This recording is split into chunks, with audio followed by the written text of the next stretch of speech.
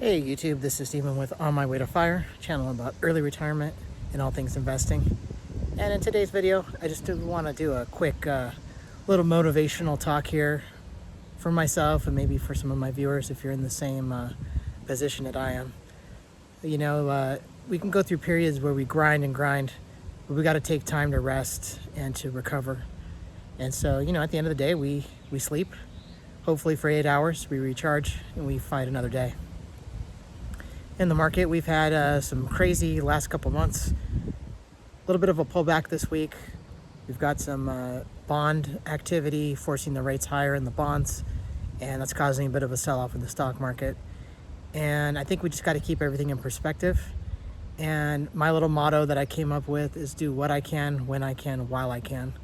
And what that means is if there's times that I have to take a break, slow down investing, or not get so much into the news, detach, stay away from it for a bit, go ahead and do that. The market will be there waiting for you the next trading day.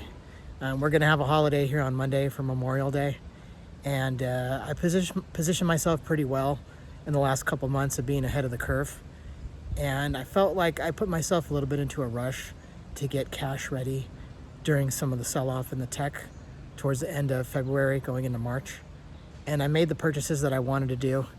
And, you know, it just reminds me that there's never unlimited cash just to keep buying at what you think are the lows at the time. When you find a great price, go for it, but just know you might find a better price within the next few days or next few weeks. But eventually, a lot of the times, the market comes to its senses and it rallies. So that's why I'm thankful that I go with my gut feeling, but I don't overreact with it.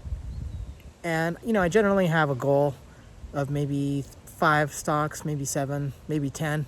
During any given period that I'm really watching, ready to do something, but I only have a limited amount of cash to spend.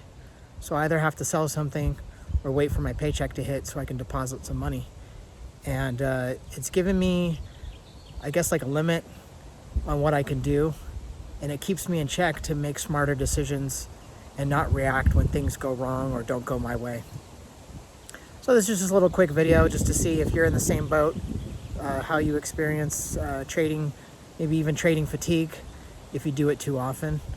But, you know, it's all about a long-term perspective about what the account will be in several years, 5, 10, 20 years from now. And the best use of money at this time, sometimes you're going to have to sell. And, you know, in the last couple weeks, I had something on my mind to trim a position out of closed-end stock. And thankfully, the stock, although it dipped, it came back exactly what I was looking for, and I made the decision, and I sold a majority of it in a single day. So I'm glad I went through with that. I didn't hesitate. I had been thinking about it for a while, and I'd been selling just a few shares at a time, but this time I got aggressive, and I sold between 20 and 50 shares at a time to pretty much exhaust the entire holding that I had.